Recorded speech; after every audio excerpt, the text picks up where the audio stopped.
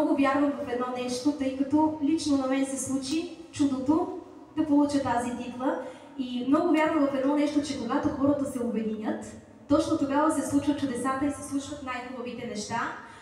И тук е мястото сега на сцената да поканя Ненко Цачев, нашият голям приятел и колега, и голям музикант също така, защото винаги с приятели нещата стават по-лесно.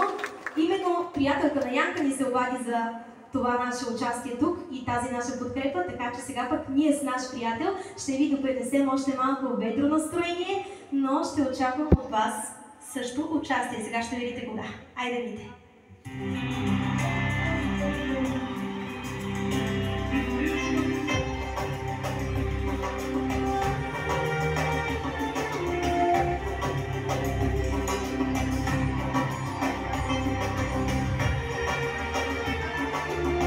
Сега ще бъдете ли готови да пляскаме заедно? Аз ще ви подам кога.